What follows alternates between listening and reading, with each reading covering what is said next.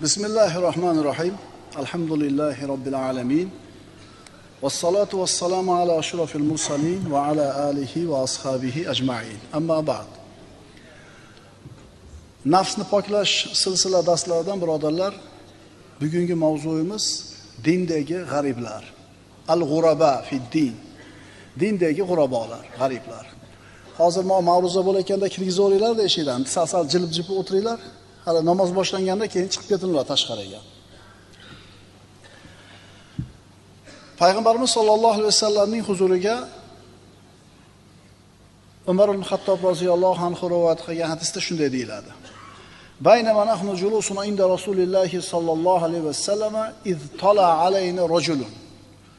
Payg'ambarimiz bilan o'tirganimizda biz oldimizga bir kishi kirib keldi. Soch soqoli qop-qora, kiyimlari oppoq.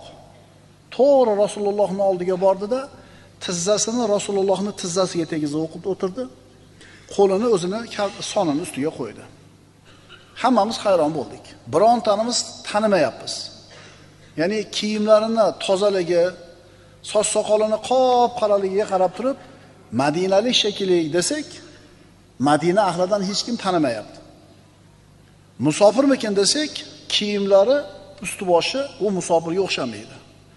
Kelib payg'ambarimiz oldiga to'g'ri jur'at qilib o'tirdi. Bunday qilishga hech kim jur'at qilmas edi.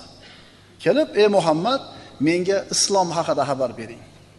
Payg'ambarimiz sollallohu alayhi vasallam aytdilar: "Kalima keltirishing, namoz o'qishing, roza tutishing, zakot berishing, qodir bo'lsang haj qilishing." Haligi savol so'ragan odam to'g'ri aytdingiz dedi. Umar ibn Xattob aytadi, hayron bo'ldik. O'zi savol so'rab, yana javobini eshitib tasdiqlayapti. Menga iymon haqida xabar bering deb ikkinchi marta so'radi. Iymonning 7 ta shartini aytdi. Allohga iymon keltirishing, farishtalarga, hadisni bilasizlar. To'g'ri aytdingiz dedi. Uchinchi savoli, fa akhbirni anil ihson. Menga ihson haqida xabar bering dedi. Rasululloh sollallohu alayhi vasallam aytdilar: "An ta'budalloha ka'annaka tarahu, fa in lam takun tarahu fa innahu yaraka, fa innahu yaraka." Ihson dedilar Rasululloh. Allohni ko'rib turgandek ibodat qilishliging. Endi garchi Allohni ko'ra olmasang ham, u seni ko'rib turadi. Haligi odam savollarni so'radi, yana qiyomatning alomatlari haqida, so'ngra turib chiqib ketdi. Ozgina turganidan keyin Rasululloh Umar ibn Xattobga qarab, "Ya Umar, atadri man is-sa'il?" Ey Umar, bu savol so'ragan odamning kimligini bilasizmi dedi. Alloh va Rasul bo'luvchiroq deb javob berdi. Payg'ambarimiz aytdilar, "Bu Jabroil edi. Kelib sizlarga diningizda ta'lim berdi." Bu hadisni muhimligi va qadrini ulug'ligini bitta belgisi Umar ibn Xattobdan rivoyat bo'layotganligi. Ya'ni Umar ibn Xattobdan ko'p hadis rivoyat qilinmagan. O'tib ketgan u kishi. Ikkinchisi, bu hadisda Jabroil alayhisalomning qatnashganligi. Uchinchisi, odam suratida kelib payg'ambarimiz oldiga o'tirib, islomdagi eng muhim 3 ta savolni so'radi. Islom nima, iymon nima, ihson nima? Tasavvuf ilmining birodarlar, hujjati mana shu hadis. Tasavvuf Ali ibn Abi Talib roziyallohu anhu ning taqvo haqida savol so'raganda bergan javobiga asoslanadi. Taqvo nima deganida Ali ibn Abi Talib aytgan edi, al-xawfu minal jalil va rido val amalu bit tanzil va rido bil qalil va istidadun li yawmir rahil. Taqvo nima? Ali ibn Abi Talibning nazarida taqvo birinchisi jalil, Allohdan qo'rqish. Ikkinchisi al-amalu bit tanzil, Qur'on bilan amal qilish. Uchinchisi var rido bil qalil, oziga rozi bo'lishlik. To'rtinchisi ketishga tayyorgarlik.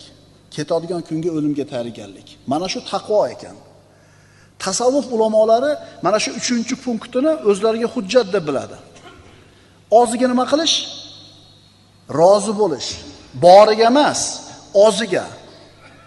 Tasavvuf birodarlar, bu siz bilan bizni qalbimizni, nafsimizni tarbiya qiladigan ilm. Bu ilmdan qanchalar xabardor bo'lsak, shuncha nafsimiz poklanadi, shunchalar Allohga yaqin bo'lamiz. Alloh taolo aytadi: "Ey banda, uzoq yillar davomida odamlarning nazari tushadigan joyingni rosa tozalading. Kiyimingni toza tutding, uyingni toza tutding, mashinangni toza tutding, ishxonangni toza tutding. Ya'niki mana shu joylarga odamlarning nazari tushar edi. Uzoq yillar davomida odamlarning nazari tushadigan joyini poklading, tozalading. Endi meni nazarim tushadigan joyini ham bir kun bo'lsa ham tozaladingmi deydi. Allohning nazari tushadigan joy qayer? Bizda qalb. Tasavvuf degani nafs tarbiyasi degani. Tasavvuf degani qalbning musaffoligi degani. Tasavvuf degani qalbun salim, pokiza qalbga yetkazuvchi yo'l degani. Alhamdulillah robbil alamin yaqin bir 4-5 yilda bu yog'ida shu tasavvuf haqidagi tushunchamiz asta-sekinligi bilan to'g'rilanib boryapti. Ma'ruzalar, kitoblar chiqarilyapti, o'qib, eshitib o'rganyapmiz. Demak, biz o'qiyotgan nafs tarbiyasi, tasavvuf ilmi dalili bor ekanmi? Jabroil alayhissalom 3 ta savol so'raganda islom, iymon, ihson dedilar. Tasavvuf ilmining maqsadi nafsingizni poklab, sizni ihson martabasiga olib chiqishlik. Demak, shu maqsadda tasavvuf ilmini o'qib o'rganamiz. Bugungi mavzuyimiz dindagi g'ariblar. Birinchi oyat. Alloh subhanahu va taolo o'zining aziz kitobida shunday deydi. Astaidu billah. فلولا كان من القرون من قبلكم أولو بقية ينحون عن الفساد في الأرض إلا قليلا ممن أنجينا منهم واتبع الذين ظلموا ما أترفوا فيه وكانوا مجرمين. Hud surasi. Bas sizlardan avvalgi asrlarda o'tganlar orasida ham yerda buzg'unchiliklardan qaytaradigan boqiy din egalari bo'lganlar edi. Sizlardan avvalgi ummatlarda ichida ham yomonlikdan qaytaradigan odamlar bor edi. Ularning ichlarida faqat biz najot bergan kamdan kam kishilargina shunday zotlar edilar.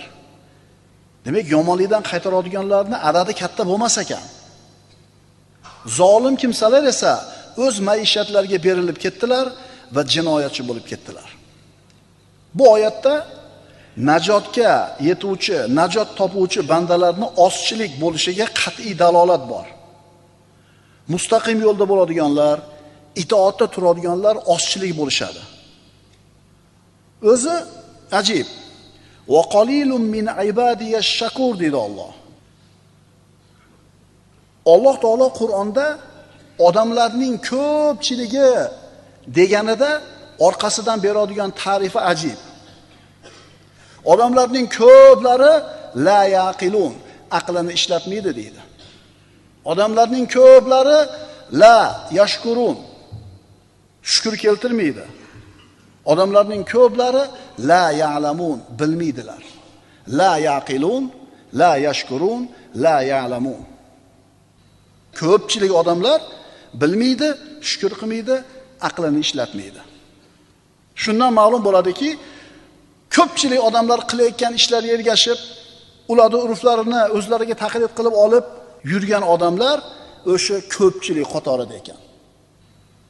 Endi Alloh taolo shokir bandalarni aytganda va qalilun min ibadiyash shakur dedi. Mening shokir bandalarim ozchilik bo'ladi.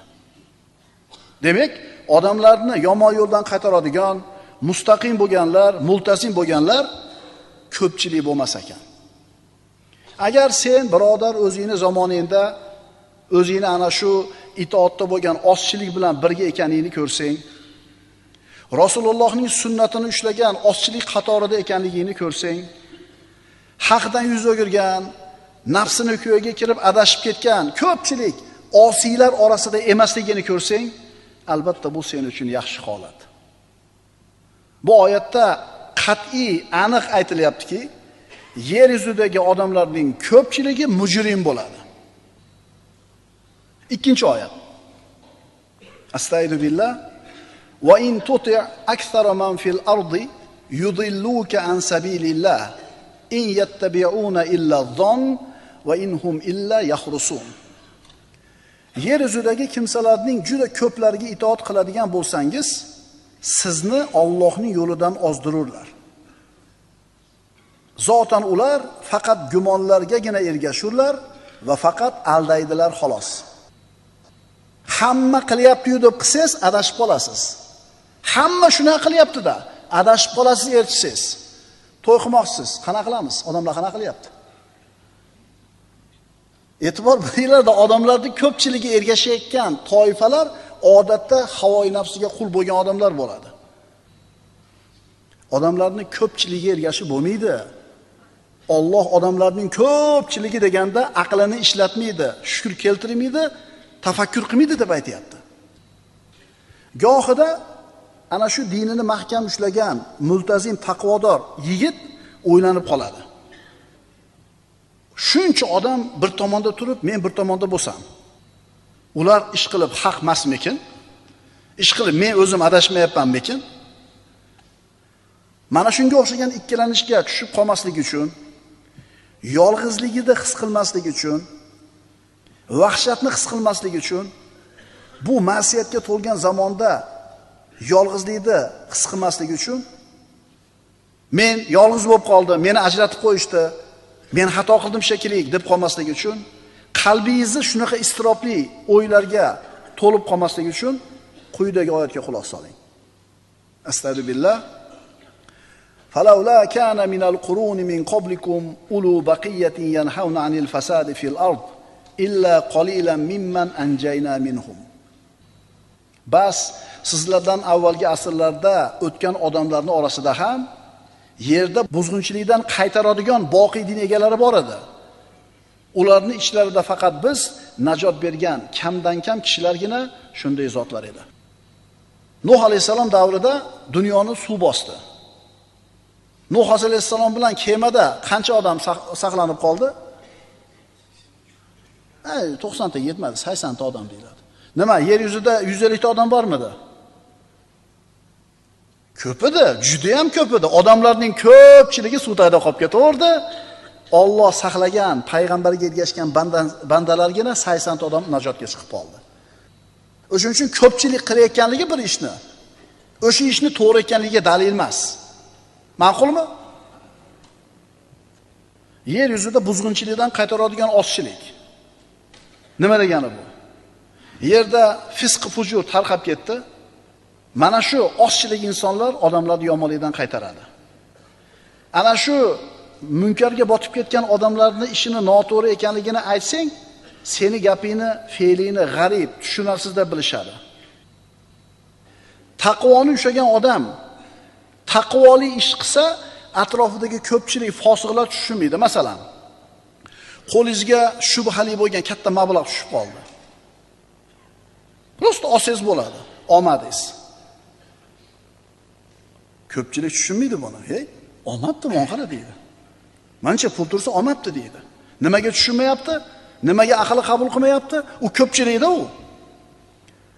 Sayohatga chiqish kerak, kollektiv bilan. Erkak ayol aralash holatda bo'ladi. Dasturxonda harom xarish narsalar bo'ladi.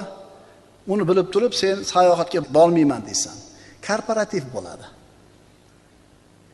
Yangi yilga korporativ bo'ladi. Vrachlar, katta zavod fabrikanaligi, rahbariyat sostavi, sen o'sha yerda ishlaysan. Sekretarsan, buxgaltersan, xullas bir narsasan. Endi vechiring korporativ bo'ladi. Bu ishxonaning nomidan bo'ladi. Erkak xotin aralash bo'ladi, harom xarish bo'ladi. Sen bormayman deysan. Shunda boyaga ko'pchilik tushunmaydi seni. Esi bormi buni deb aqlingda ta'na qilishadi. Yoki qizingizga sovchi keldi. Boy badavlat oiladan, mansabdor oiladan. Ammo siz ana shu xaridor bo'lib kelayotgan oilani dinga beparvoligini bilasiz. Va nima deysiz? Yo'q, rad qilasiz. Bu ishingni ham hech kim tushunmaydi. Aqlingda seni malomat qilishadi. Demak, iymon e'tiqodni, taqvoni mahkam ushlasang, odamlarni ko'pchiligi tushunmayotgan bo'lsa, ma'lumot qilishayotgan bo'lsa, ikkilanib qolishing mumkin. Shuning uchun ikkilanma. Rostdan men adashganmikin mana dema. Chunki yuqoridagi oyatlarda aytildi, odamlarni to'g'ri yo'lga chaqiradigan odam ozchilik bo'ladi. Odamlarning ko'pchiligi nima bo'ladi? Fisq fujurda bo'ladi. Birinchi hadis. Payg'ambarimiz sollallohu alayhi vasallam shunday deb marhamat qiladilar. Bada al-islamu g'oriban, thumma yaudu g'oriban kama bada'a, fatuba lil ghuraba. Rasululloh aytibdilar, islom g'arib bo'lgan holda boshlangan. Islom g'arib bo'lib boshlangan va yaqinda g'aribligiga qaytadi. G'ariblarga tubo bo'lsin, ya'ni tubo jannati bo'lsin. Deyilsa, hadisni mana shu qisminigina eshitib turib, ayrim birodarlarimiz, ana biz haqni gapirsak olishmadi. Biz hadisga amal qilyapmiz desak, bizni inkor qilishdi. Oyatni oldiga qo'ysak, bular qabul qilmadi. Ana din, islom g'ariblik bilan boshlangan ekan, yana g'ariblikka qaytadi debdi. Biz aytuvdik, qabul qilishmadi. Endi biz g'aribmiz deb turib, o'zlariga g'ariblik unvonini ilib olishadi. Shoshilmay turing. Bu hadisda davomi bor. Bu yoshlarning ichida bo'ladi ko'proq. Biz oyatga amal qilyapmiz deydi. Biz hadisga amal qilyapmiz deydi. Oyat bilan hadisda aytsak bizga qabul qilishmayapti deydi. Biz g'arib bo'lib qoldik deydi. Ey to'xta birodar, sen bu hadisning davomi bor, o'qigin-da. Hadisni davomini o'qisangiz, siz ana shu g'ariblarga tushasizmi, tushmaysizmi aniq ko'rinadi. Payg'ambarimiz sollallohu alayhi vasallam ana shu g'ariblarni sifatlab aytdilarki, alladina yuslihuna idza fasadan nas. U g'ariblar kimlar? Odamlar fasodga uchraganda isloh qiladi ular, odamlarni, jamiyatni. Birinchisi isloh qilar ekan. O'zi sigaret chekishni boshlab olmas ekan. O'zlari sunnatni o'qimasdan turib chiqib ketmas ekan. Tushyaptimi? Yo'q, tushmayapti. Oxlab o'tib ketyapsizlar odamlar yelkalaridan. Sunnatni o'qimay qo'yapti. Duoni bidiyat deyapti. Namozdan keyin tasbih tahlilni bidiyat deyapti. Vaholanki hammasi sunnatda bor.